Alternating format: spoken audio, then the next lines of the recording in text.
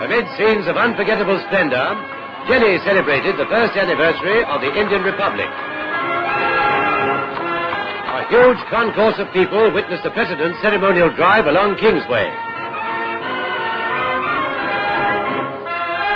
The parade by the armed forces, at which Dr. Rajendra Prasad took the salute, was watched by a large and distinguished gathering.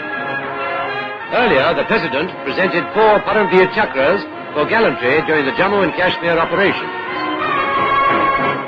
2 of them were awarded posthumously. Captain Ram Raghubarane was the proud recipient of the Paramveer Chakra, the highest award for gallantry. Havildar Karam Singh also received the Paramveer Chakra in person.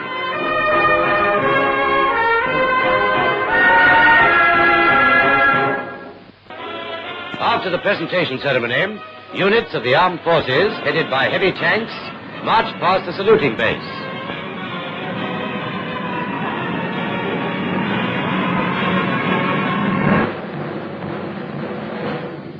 The smart turnout of the officers and men and their soldierly bearing won repeated applause from the jubilant crowd.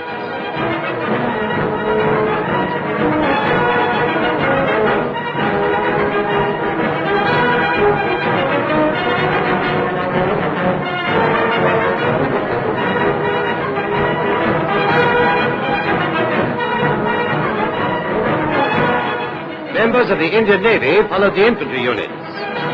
After them came the representatives of the Indian Air Force, the youngest arm of the nation's defense services. They were followed by mechanized units of the Armored Corps. Mounted guns and other military vehicles trundled along the parade ground. The pomp and pageantry that was princely India added to the picturesqueness of the scene. There was a famous Jaipur horse, which has won laurels on many a battlefield. Here is the well-known camel corps from Jaisalmer.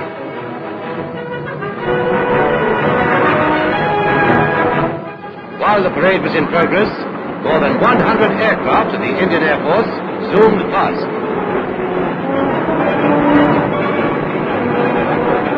Flying in formation, they dipped in salute to the accompaniment of cheers from the assembled crowds. Harvards, Dakotas, Liberators, Tempests, Spitfires and jet planes participated in the flypast.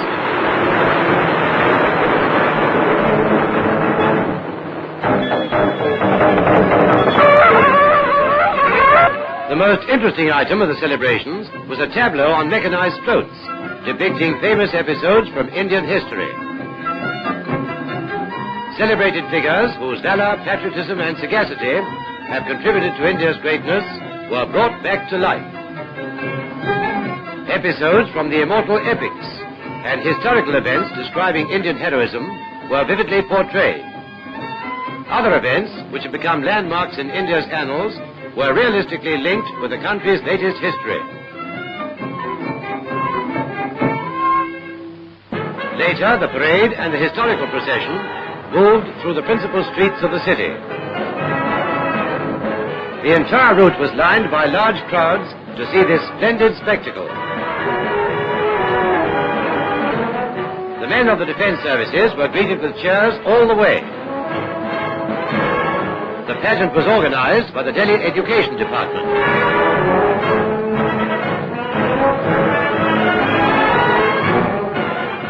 It was a day of rejoicing and of thanksgiving. It was also a day when pledges were renewed to strive for the greater glory of Republican India.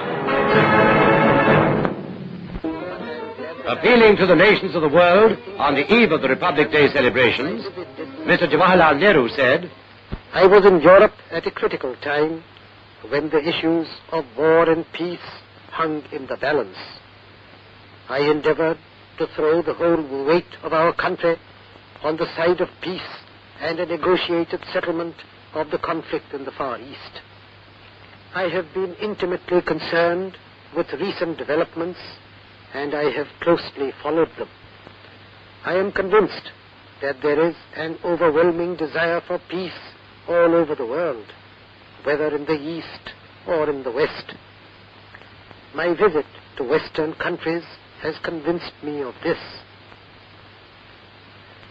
I would appeal to the great nations of the West, who are the repositories of that magnificent culture which we have admired, and whose astonishing scientific and technical achievements have opened out a new era for mankind, to cross this door of opportunity in search of peace.